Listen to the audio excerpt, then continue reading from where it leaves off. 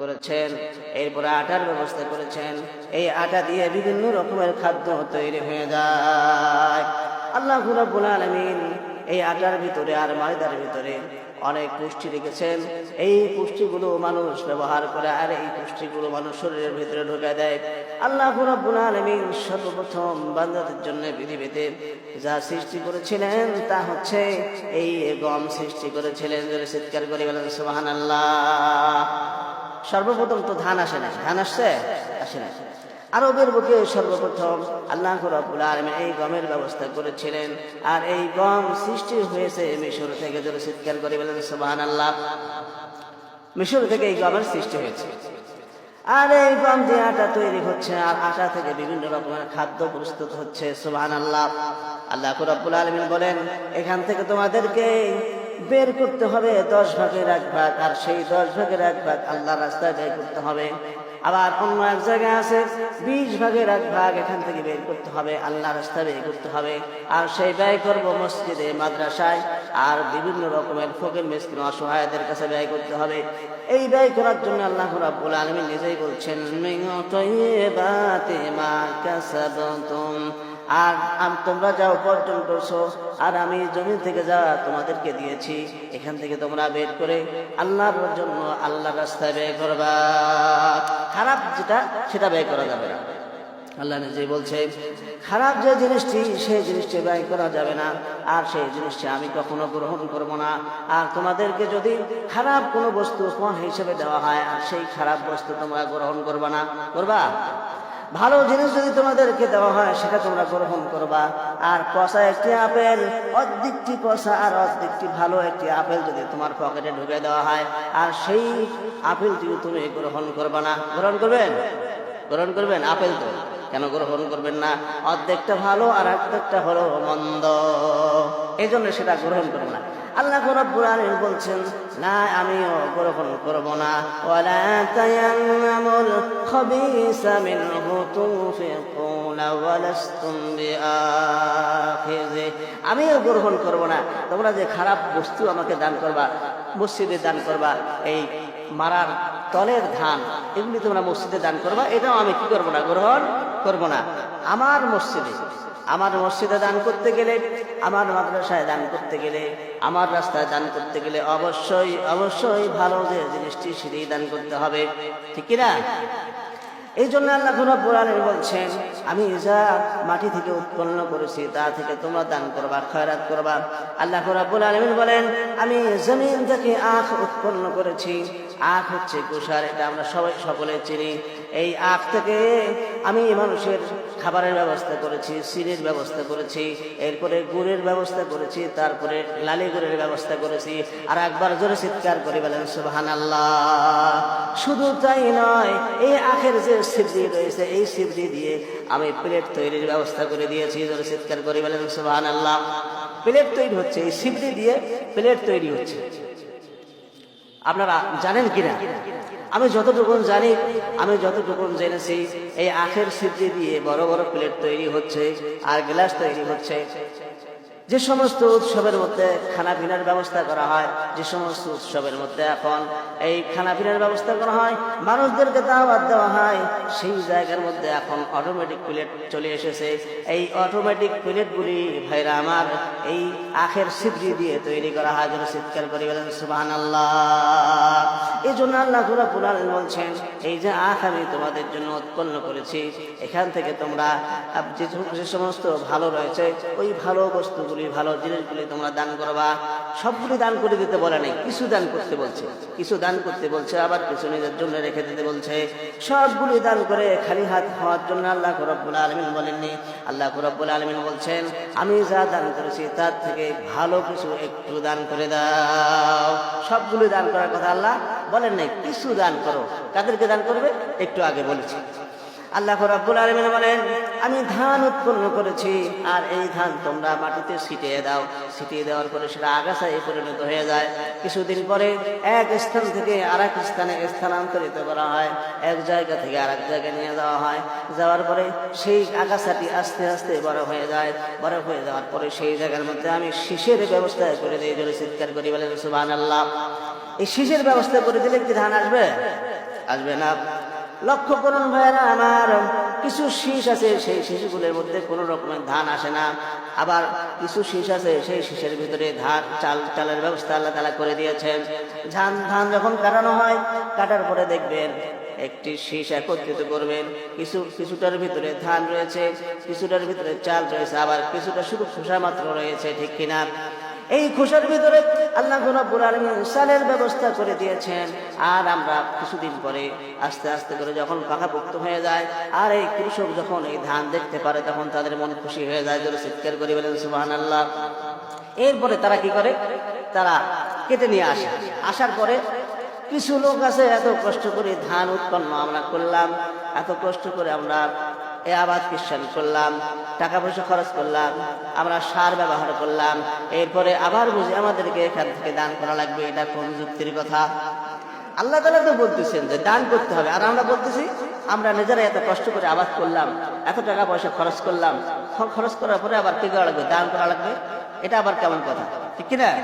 আল্লাহ রাব্বুল আলামিন বলতেছেন, আমি যদি এই জায়গার ভিতরে, আমি যদি এই শিশির ভিতরে চালের ব্যবস্থা না করে দেই, তাহলে মানুষ তোমরা এখান থেকে একটি চাল বানাইতে পারবে না।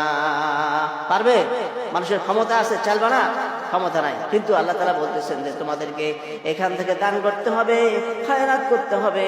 আল্লাহ রাব্বুল আলামিন পর্যায়ক্রমে বলছেন, আমি সরিষা সৃষ্টি করেছি তোমাদের জন্য শুকনো শুকনো করে, আর এই সরিষাগুলি হচ্ছে বালুকণার মতো।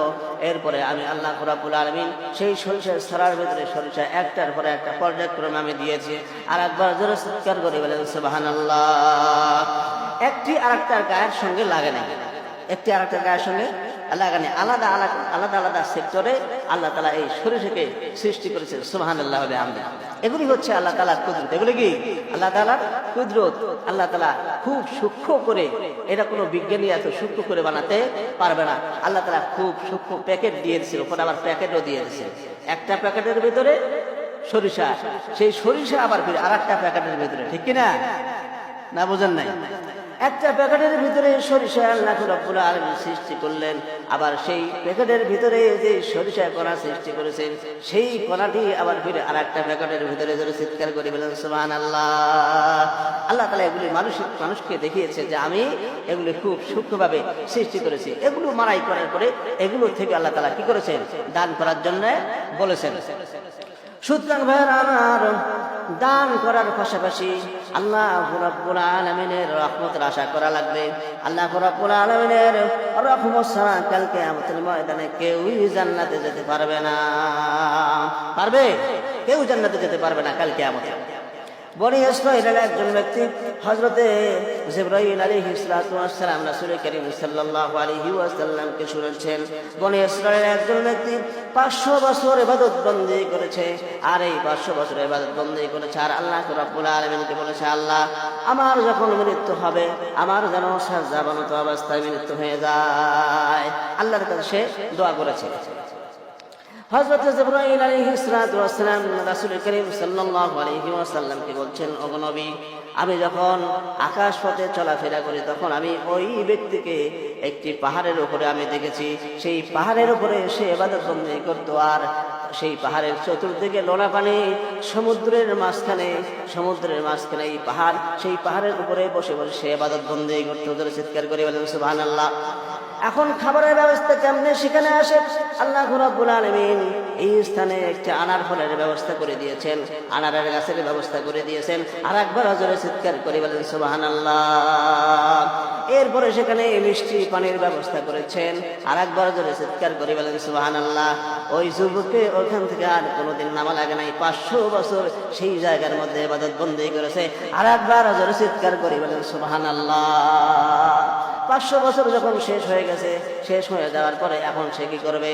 আল্লাহ রাব্বুল আলামিনের কাছে যে দোয়া করেছিলেন, সাজদাবনত অবস্থায় আমার যেন মৃত্যু হয়, আল্লাহ রাব্বুল আলামিন হযরতে আজরাইল আলাইহিস সালাতু ওয়াস সালামকে সেই জায়গার মধ্যে পাঠিয়ে দিলেন, আজরাইল যাও আমার ওই বান্দার জান কবজ করে নিয়ে আসো। সাজদায় চলে গেছে, ঠিক সেই সময় আজরাইল আলাইহিস সালাতু ওয়াস সালাম এসে তার জান কবজ করেছে। জোরে চিৎকার করে বলেন আল্লাহু আকবার।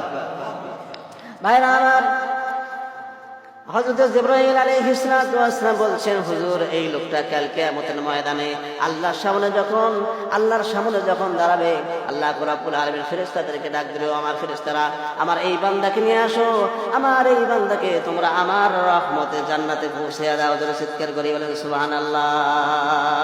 জান্নাতে যখন পৌঁছে দেওয়ার কথা বলবে, আল্লাহর রহমতে ওই ব্যক্তি বলবে, আল্লাহ আমি 500 বছর ইবাদত বন্দেগী করেছি, আপনার রহমতের আশা আমি করি না। আমি যে 500 বছর ইবাদত বন্দেগী করেছি, এই 500 বছরের ইবাদত বন্দেগীর বরকতে আমাকে জান্নাত দিয়ে দেন।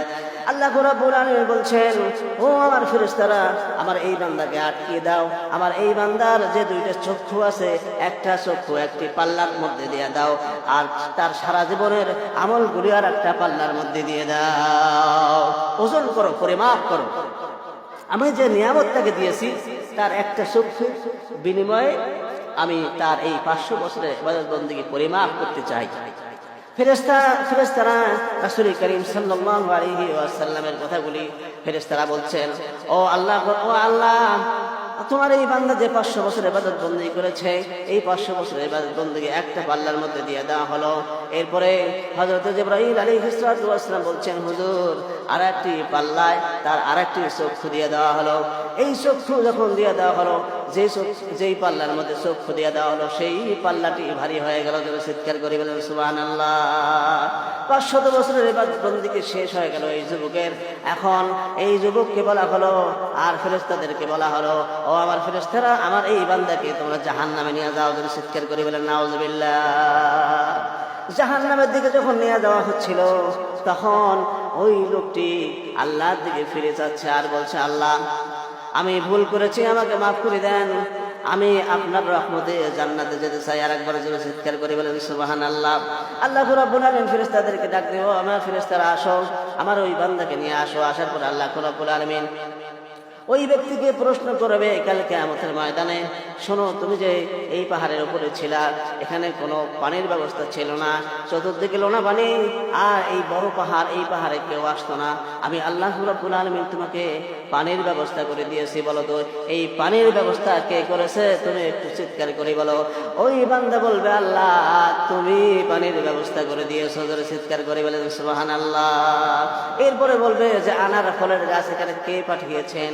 এই আনার ফলের গাছের মধ্যে আনার ধরিয়ে দিয়েছেন কে? ওই যুবক বলবে, আল্লাহ আপনি এই আনারের ব্যবস্থা করে দিয়েছেন, আনার ফলের ব্যবস্থা করে দিয়েছেন, আপনি যদি না করতেন তাহলে আমি 500 বছর কি খেয়ে বাঁচতাম, অথবা আপনি করেছেন, আপনার রহমতে এটা হয়েছে। আর একবার জোরে চিৎকার করে বলেন সুবহানাল্লাহ। এরপর আল্লাহ রাব্বুল আলামিন বলবেন, তুমি যে 500 বছর ইবাদত বন্দেগী করেছো, এই 500 বছর ইবাদত বন্দেগী করার তৌফিক কে দিয়েছে? ওই বান্দা বলবে, আল্লাহ তুমি আমাকে এই 500 বছর ইবাদত করার তৌফিক দিয়েছো। আর একবার জোরে চিৎকার করে বলেন সুবহানাল্লাহ। এরপরে ভাইরা আমার, আল্লাহ রাব্বুল আলামিন ফেরেশতাদেরকে বলবে, ও আমার ফেরেশতারা আমার এই বান্দাকে আমার রহমতে জান্নাতে পৌঁছে দাও। আর একবার জোরে চিৎকার করে বলেন সুবহানাল্লাহ। এরপরে এই ব্যক্তিকে জান্নাতে পৌঁছে দেওয়া হবে আর চিরকাল সে সেখানে থাকবে। আর একবার জোরে চিৎকার করে বলেন সুবহানাল্লাহ। সুতরাং ভাইরা আমার, শুধু যে দান করলে যে আল্লাহ তাআলা কাল কিয়ামতে আমাদেরকে জান্নাতবাসী করে দেবে তা নয়, আল্লাহ তাআলার রহমতেরও আশা করতে হবে, ঠিক কিনা? সুতরাং আল্লাহ রাব্বুল আলামিন আমাদেরকে মসজিদে, মাদ্রাসায়, বিভিন্ন স্থানে দান খয়রাত করার তৌফিক দান করে। সকলে বলি আল্লাহুম্মা আমিন। শুধু এই যে কথা আমি বলি মাঝে মাঝে, যে এই সমাজের মধ্যে একটা প্রচলন আছে যে কেউ মারা গেলে, মারা যাওয়ার পরে অনেক লোককে দাওয়াত দিয়ে খাওয়ায়, হয় কিনা? এটা কিন্তু কোরআন হাদিসের কোথাও নাই, আছে? যেটা কোরআন হাদিসের মধ্যে আছে সেটা কিন্তু আমরা মানি না। কোরআন হাদিসে কি আছে? কোরআন হাদিসে আছে, কেউ যদি মারা যায় তার জন্য সদকায়ে জারিয়া করো। কি করো? সদকায়ে জারিয়া করো।